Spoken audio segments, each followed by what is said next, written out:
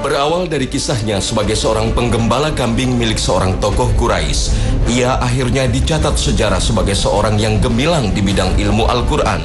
Mempelajari kisahnya, umat manusia mendapatkan keteladanan dalam hal kejujuran, keberanian, serta kecerdasan sang sahabat Rasulullah yang satu ini. Abdullah bin Mas'ud, anak seorang budak wanita bertubuh kecil yang berasal dari keturunan Bani Zuhroh, sebenarnya sangat jarang bersosialisasi dengan masyarakat Mekah. Hal ini disebabkan karena pekerjaannya sebagai penggembala kambing yang mengharuskan ia keluar dari kota Mekah untuk menggembala ternak milik tuannya. Dan di saat Islam datang melalui utusan Allah, Muhammad Sallallahu Alaihi Wasallam, di saat itulah kota Mekah mulai gempar dengan ajaran yang dibawa Rasulullah Sallallahu Alaihi Wasallam yang dianggap mengganggu kestabilan dan keharmonisan kehidupan masyarakat kota Mekah. Tapi Abdullah bin Mas'ud tak mau ambil pusing dengan urusan yang sedang dihadapi masyarakat Mekah. Usianya masih terlalu belia untuk mengurusi hal-hal yang ia anggap tak memiliki manfaat untuknya. Abdullah bin Mas'ud memilih untuk tetap fokus pada pekerjaannya. Sampai suatu ketika, di tengah hari saat ia sedang menggembalakan kambingnya, Abdullah bin Mas'ud melihat dua orang datang dari kejauhan menghampirinya. Kedua orang itu begitu letih dan sangat kehausan. Lalu ditanyalah Abdullah bin Mas'ud oleh kedua pengembara itu, apakah ia memiliki ternak yang susunya bisa diperah untuk diminum. Dengan amat jujur, Abdullah bin Mas'ud mengatakan bahwa ada kambing yang bisa diperah susunya, namun tak berani melakukannya sebab kambing-kambing itu bukan miliknya. Walakinni la amliku an asqiyakum minhum. Fa inni mu'tamanun ala hadhihi al-ghunaymat. Walau annaha kanat li, lama bakhaltu alaykuma bil laban. Padahal bisa saja Abdullah bin Mas'ud diam-diam memerah susu kambing gembalanya tanpa takut diketahui oleh majikannya, tapi ia tak mau melakukannya. Diam-diam, kedua pengembara itu menyimpan kagum atas kejujuran sang penggembala kambing di hadapannya. Keduanya tak memaksa Abdullah bin Mas'ud agar memerahkan susu untuk mereka. Hingga salah seorang dari pengembara itu kemudian minta ditunjukkan kambing muda yang kurus pada Abdullah bin Mas'ud.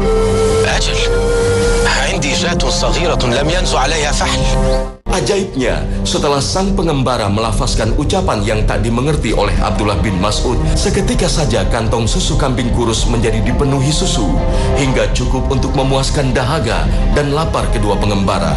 Bahkan Abdullah bin Mas'ud juga menikmatinya sampai puas.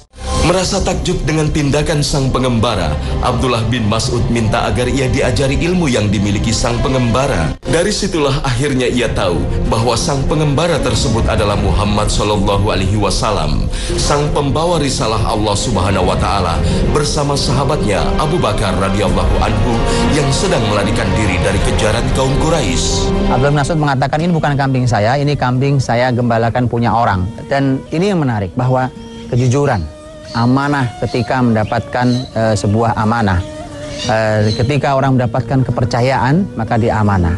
Pasti ketika kita adalah seorang pengusaha umpamanya, kita akan sangat nyaman ketika kita memiliki para karyawan yang amanah. Kalau kita sebagai seorang suami, kita suka dengan istri yang amanah. Kalau kita seorang istri, kita suka punya suami yang amanah. Sebagai orang tua, suka dengan anak-anak yang amanah, begitu seterusnya. Satu masyarakat besar sangat nyaman ketika punya pemimpin yang amanah. Karena itulah, amanah ini adalah merupakan sebuah akhlak yang sangat mulia yang ditanamkan oleh Rasulullah SAW di para sahabatnya. Bahkan Allah Subhanahu Wa Taala memerintahkan, innallaha ya'murukum an tu'addul amanati ila ahliha. Sesungguhnya Allah Subhanahu Wa Taala memerintahkan kalian untuk menunaikan amanah kepada yang berhak. Sampai Quran bicara tentang masalah amanah. Dan kita tahu bahwa yang terbiasa mengingkari, berkhianat terhadap amanah adalah kebiasaan munafik, bukan kebiasaan orang beriman. Makanya orang beriman tidak terbiasa mengumbar janji, tidak menganggap bahwa sebuah amanah adalah satu hal yang sifatnya kemuliaan, tapi dia adalah sebuah beban.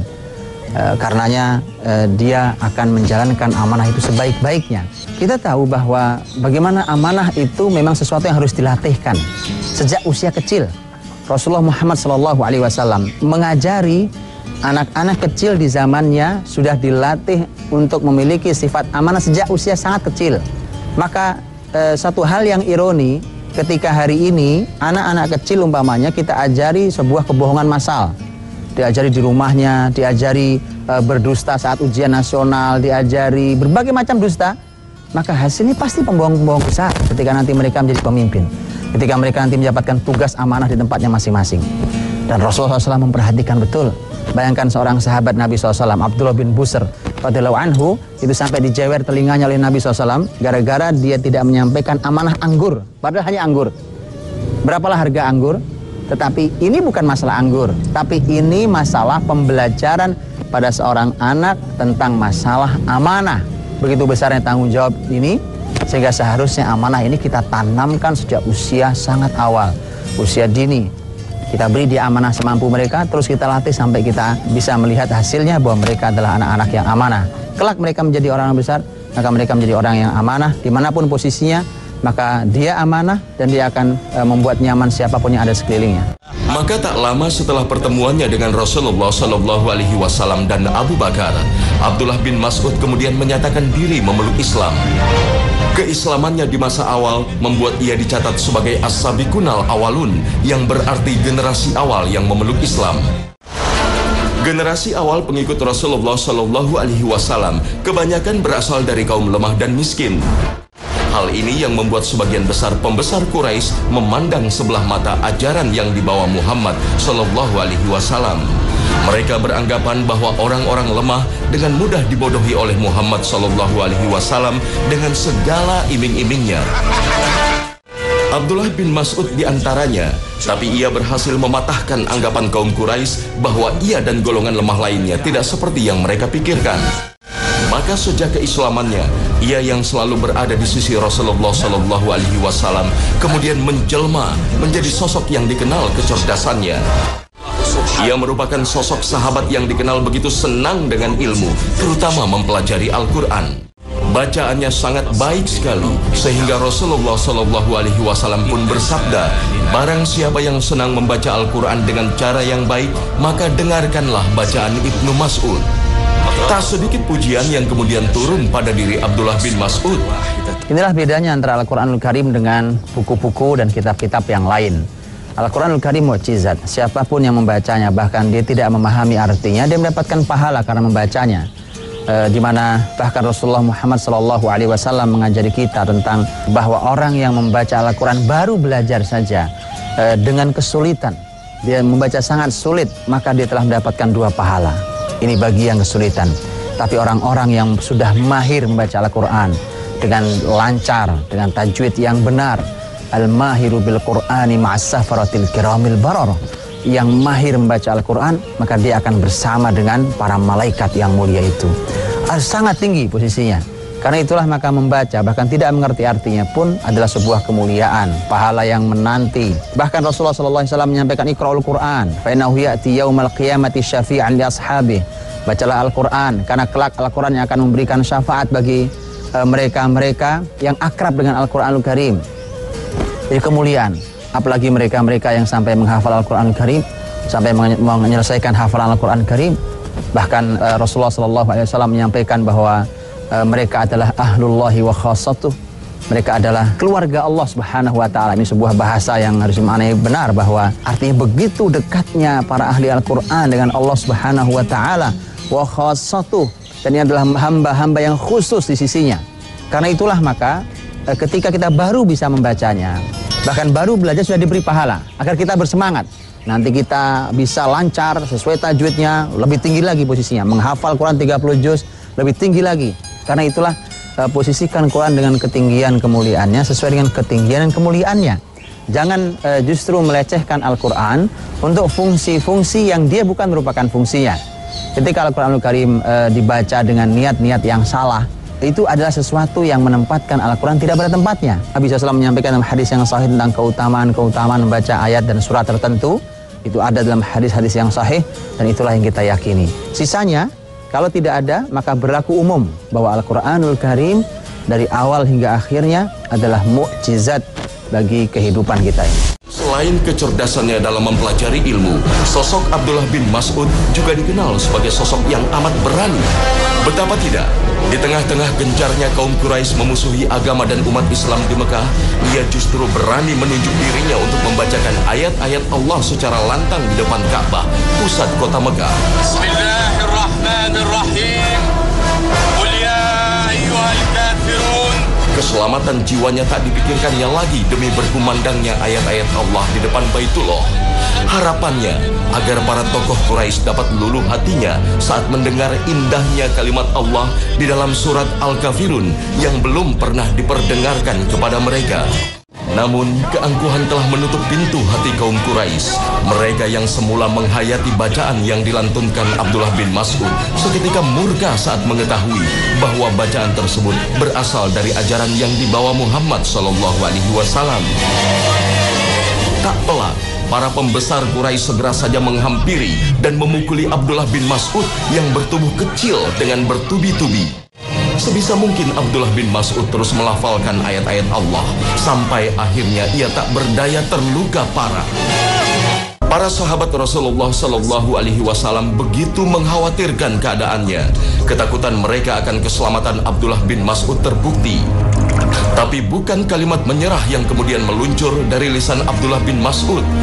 Ia katakan pada sahabat-sahabatnya bahwa ia akan dengan senang hati untuk melakukannya lagi esok hari. ما كان أعداء الله أهون علي مما هم الآن ولو شئتم لغاديتهم بمثلها حسبك فقد أسمعتهم ما يكرهون.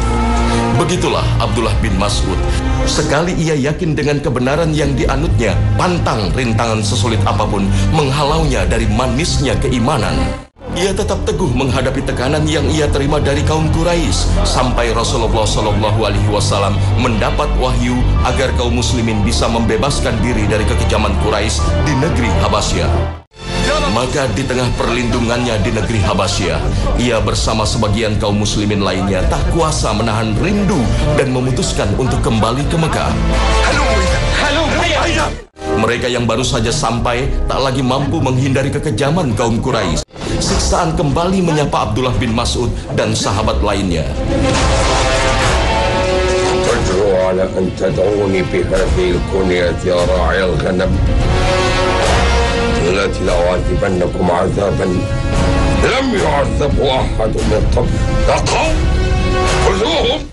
Ia tetap bertahan dengan keyakinannya meski tubuhnya penuh luka siksaan kaum Quraisy.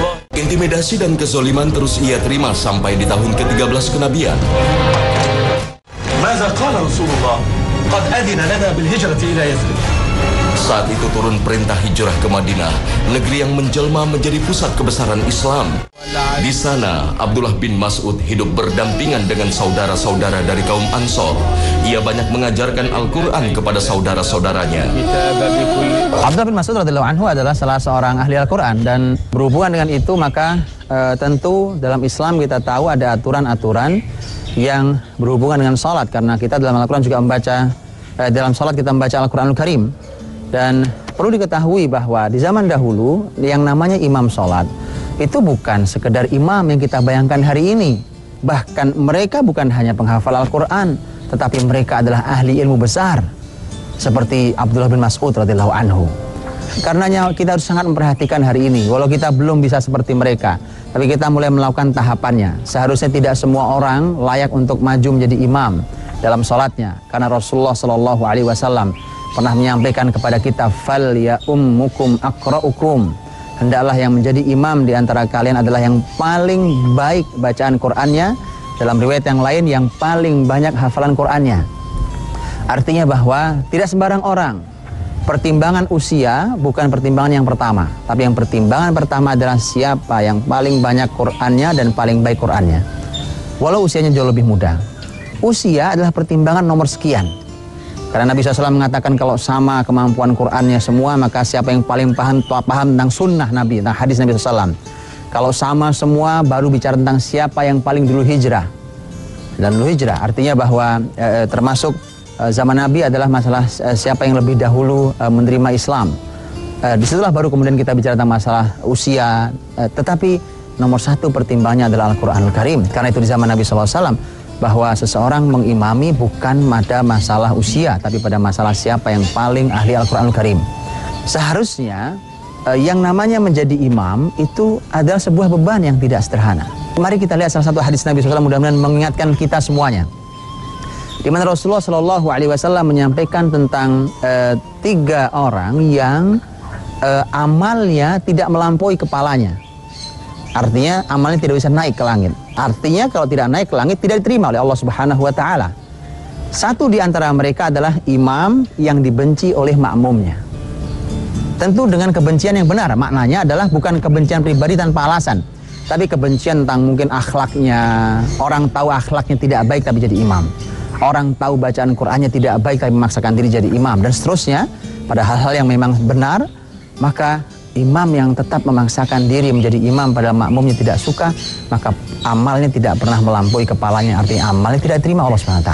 Statusnya sebagai penggembala kambing perlahan-lahan mulai hilang sebab tak ada perbedaan sosial di dalam ajaran Islam. Ilmu yang dimiliki Abdullah bin Mas'ud juga semakin meninggikan derajatnya di antara kaum muslimin lainnya. Di antara fikih di dalam masalah imamah di sholat, menjadi imam dalam sholat, Rasulullah Shallallahu Alaihi Wasallam bahkan pernah menegur sahabat yang sedang kita bicarakan, Abdullah bin Mas'ud radhiyallahu anhu. Ketika dulu zaman Nabi SAW, Abdullah bin Mas'ud pernah mengimami masyarakatnya sangat panjang. Disebutkan dia membaca surat Al-Baqarah. Bisa kita bayangkan 286 ayat. Pada saat itu Masya Allah disebutkan, ada yang mengatakan dalam riwayatnya adalah sholatnya saat itu sudah malam hari. Orang sudah lelah, bekerja seharian, mungkin sudah mengantuk, mungkin ada yang punya kebutuhan. Ketika Nabi dilapori maka dipanggil, dan Nabi mengatakan, "Aturidu an takuna fattanan ya Ibnu Mas'ud?" Apa kamu ingin menjadi fitnah bagi masyarakat, wahai Ibnu Mas'ud? Maka Nabi mengatakan, kalau kamu jadi imam untuk masyarakat banyak, maka perpendek bacaanmu. Karena di antara masyarakat yang kau imami itu ada yang tua, ada yang sakit, ada orang yang punya keperluan. Kalau orang tua mungkin kita bisa lihat, orang sakit mungkin juga kita bisa lihat dia sakit. Tapi orang yang punya keperluan kita tidak tahu. Orang punya keperluan. Maka orang yang menjadi imam harus tahu persis di mana dia mengimami. Kalau mengimami di tempat yang memang kita tahu bahwa orang datang ke situ memang untuk sholat, silahkan diperpanjang. Dan itu memang sholat semakin panjang semakin mulia, benar. Tetapi ketika sholat di tempat-tempat yang keperluan, di tempat-tempat orang yang terdesak oleh waktu segala macam, harus diperpendek.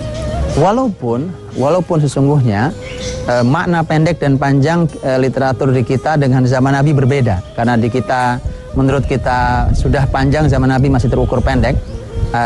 Dan menurut kita, menurut Nabi SAW pendek, dan menurut kita panjang. Maka Abdullah bin Mas'ud setelah melewati masa-masa pancaroba dalam mempertahankan keimanannya di Mekah, kini saatnya ia terjun ke medan perang membela agama Allah dengan sepenuh jiwa raga.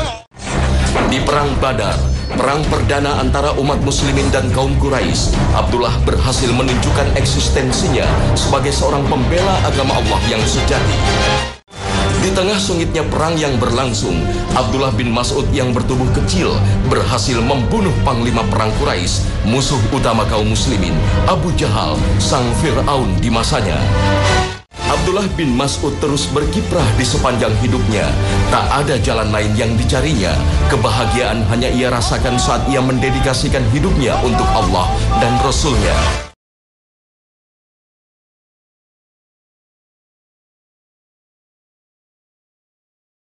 Jalan hidupnya menjadi teladan bagi umat manusia di sepanjang masa. Rahimahullah Abdullah bin Mas'ud.